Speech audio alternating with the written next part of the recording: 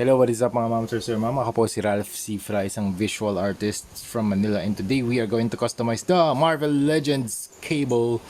Super excited na ako i-customize to mga ma'am, sir. Sobrang angas ng cable. Meron na akong review. Shoutout again to Mad Goose for this action figure. Super, super nice.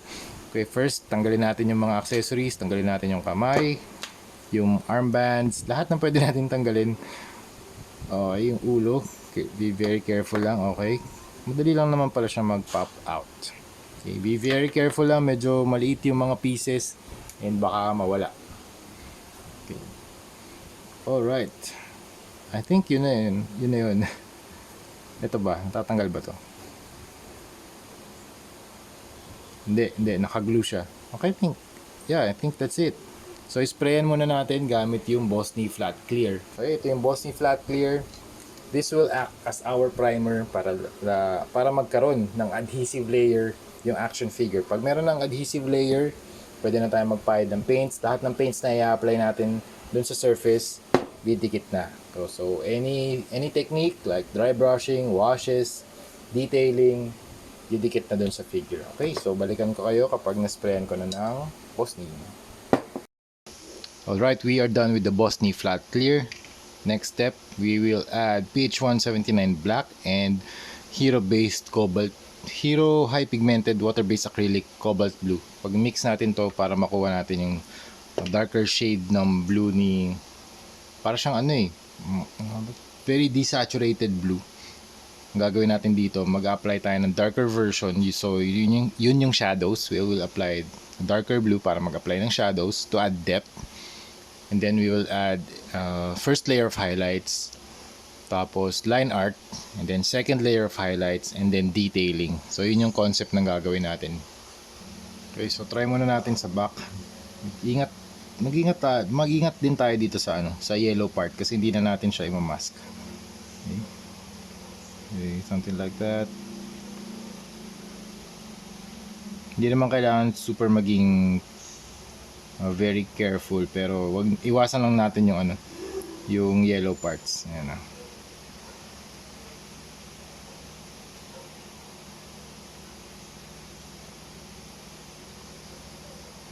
Okay.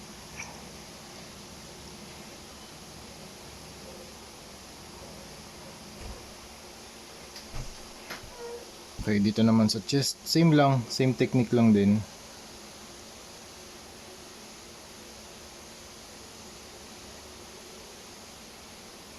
Pwede tayo mag-flick using the brush para nagte-taper or nagfe-feather yung stroke habang lumalayo tayo dun sa point of contact. Ayan, pwede tayo mag-taper. Ayan. So para nag-a-add tayo ng different line weights dun sa surface.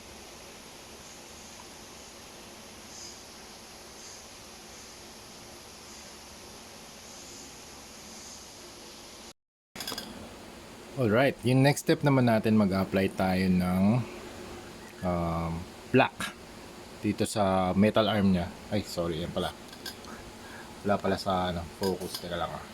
And before that, nag-paint ako via Facebook Live. So if you want to see me paint live, follow me on Facebook, Rain Cifra. Nag-paint tayo dun ng real time. So I can also answer your questions habang nagpipinta ako. And also I can discuss kung ano yung ginagawa ko real time.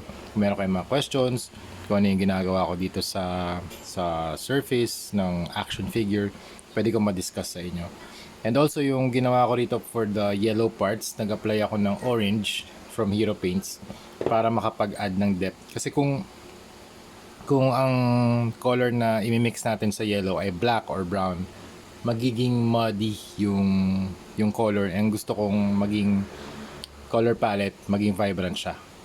So that's why I chose orange as my darker shade para dun sa yellow.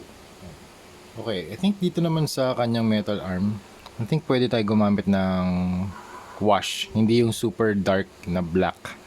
So ito may mixture to ng water. And try lang natin. And mukhang nagsisip in naman dun sa Nagsisip in naman siya dun sa crevices ng arm. Meron na din akong tissue dito para pwede natin siya punasan. Yan. I think we need a larger brush para makapag-apply tayo ng wash. Yan. Para magsipin sa mga crevices. Tapos, wipe na lang natin yung excess. Yan.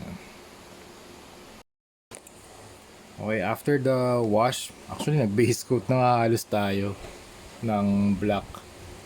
Pero okay na to kasi magsisip in lahat ng paint dun sa mga crevices. And then we are going to dry brush it with silver from Vallejo. Mag-dry brush lang tayo using the silver paint from Vallejo. Yan.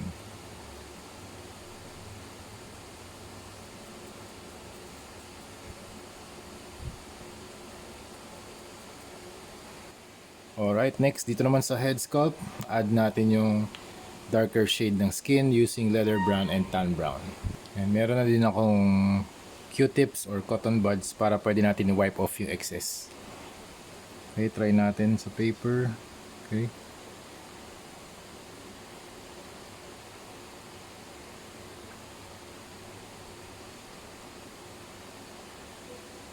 Okay, medyo light pa pero dagdagan natin ng konting dark. Ayan.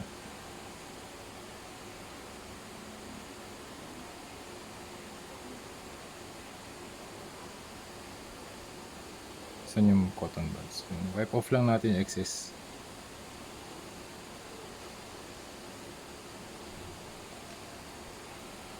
Alright, here's the face. Na-add na natin yung mga dark shades. Tapos dito naman tayo sa buhok. Okay, lagyan lang natin ng mas deeper colors. Parang very light gray yung ina-apply ko na paint.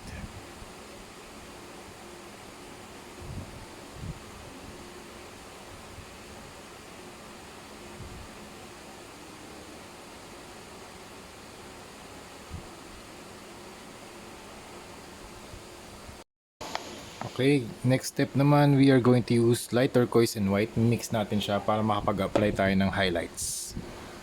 Okay, try natin dito sa kanyang neck muscle. Okay.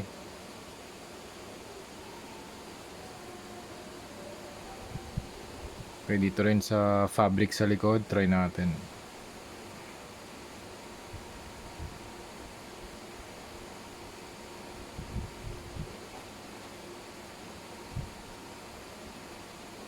Okay, nice.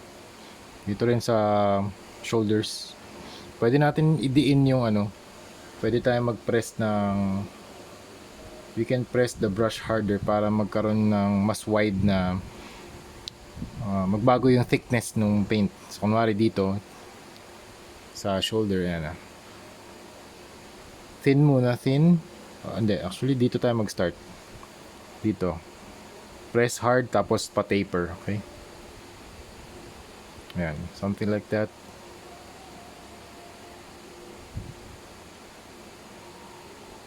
Ayan. Alright, next. Line art naman. We are going to use black primer para sa line art natin. So ito yung gagamitin natin brush. Mas manipis na kasi detailing na tayo. So just like how I draw comic book illustration sa paper, ganito yung gagawin natin sa sa 3D or sa action figure. Okay? Try natin dito sa mga deepest parts. You can do comic book lines.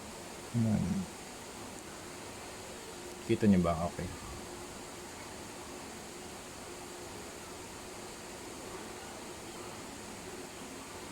Yan. So yan yung gagawin natin sa buong part ng mga action figure. So yung mga deepest areas, yan yung lalagyan natin ng line art.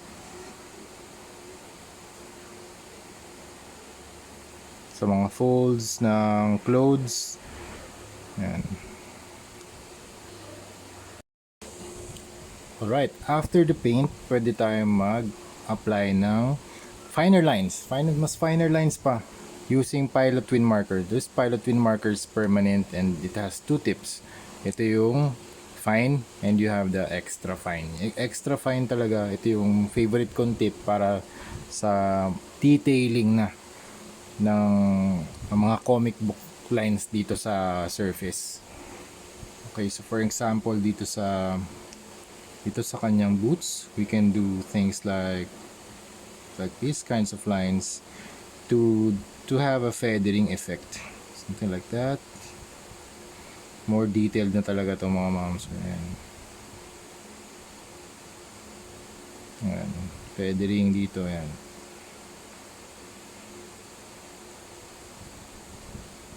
Okay.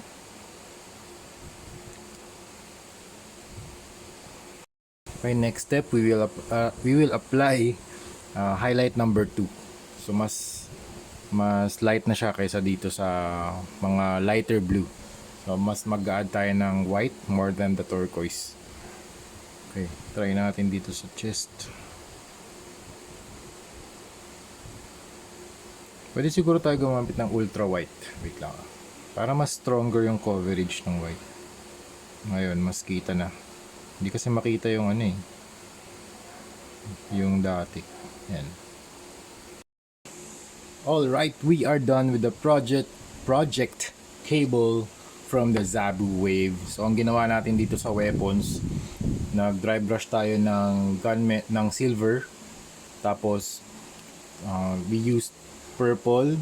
Dami nating kulay na ginamit. So, tatlo yun. Purple, green, white, at saka yellow. So, ito yung gradient na nagawa natin. Tapos, ito yung mga weapons from the ammunition pack from McFarlane Toys. Kasya naman sa kamay niya na hahawakan niya ng securely yung mga weapons. So, ito muna yung in-equip ko. Yung isa, parang mas sniper rifle na medyo futuristic din yung design. Dito naman yung parang M16 type. Hindi ko alam kung ano yung exact specifications ng barrel, pero dami kong in-apply or dinagdag ng mga weapons. Ito lahat yung yung weapons from the ammunition pack version 2. Meron din yung halo-halo na yung design eh. Meron futuristic, merong standard, Gatling gun, meron din tayong Gatling gun dito. Yan, lahat yan i-add natin doon sa package pag binenta natin si Cable. Pero ito na yung finished product natin. So here's the front, sa back. Yung likod niya, dadagdagan natin ng mga weapons. Mag-e-equip tayo ng siguro 3 o 5. Parang Grim Knight style na lahat nandito sa likod. Nag-apply na rin ako ng top coat using Bosny Flat Clear. And nag-cure na rin siya overnight. So protected na siya from paint scratches, from minor paint scratches and minor paint rubs. Yan. So ito yung mas close up na shot. Here's the finished na custom repaint natin kay Cable from Zabu Wave. Here's the metal arm, the body, yung straps, yung belt. Wala namang kaso sa articulation. Pwede pa rin i-articulate yung head. Yan.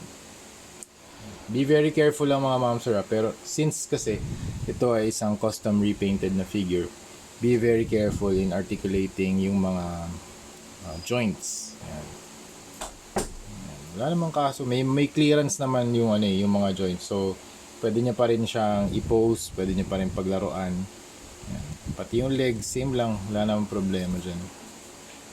Yun nga lang mga ma'am sir, mas dahan-dahan yung galaw natin. Ngayon i-equip ko na sa likod using blue tack yung mga barrel para madagdagan siya ng firepower. Yan. So ito na mga ma'am sir, na-equip na natin yung mga guns sa kanyang likod using blue tack. So we have 1, 2, 3, 4, 5, 6 guns dito sa likod niya, and 5 guns dito sa back, and then 1 gun, yung original niyang gun nandito rin sa likod sa kanyang waist part. Tapos ano pa ba yung ginawa natin? Ayun, equip na rin dito yung parang sniper rifle, and dito yung parang M16 type. And then, so ganito yung silhouette na gusto natin ma-achieve, yung parang sa Grim Knight na meron siyang gun sa kanyang likod. So para meron siyang para siyang full armor type, or may added firepower kapag lumaban siya. Tapos yung ibang weapons, pwede natin siya idagdag sa arsenal na lang niya. Kunwari, meron tayong sort of armory, pwede natin to ilagay. So meron tayong, ano mga patawag dito? MP, parang submachine gun type. And then you have the Gatling gun. Tapos meron pang ammo. So I think magandang display yun kapag meron kayong armory and then nandun lahat ng guns na pwede niyang gamitin. So yun mga ma'am sir, that's it. Ito yung final look na gusto natin ma-achieve kay Cable sa comic book style of repaint. So here's the front, tapos side, back, tapos side, and then front ulit. Yan. Close up sa face, sa body, sa legs, and then sa boots. Yan. Insert ko na lang yung mga images mamaya after nitong video. Magpo-photoshoot na rin ako after nito mga ma'am sir. Okay? So yun lang. Thank you for watching and see you sa next video. Bye-bye.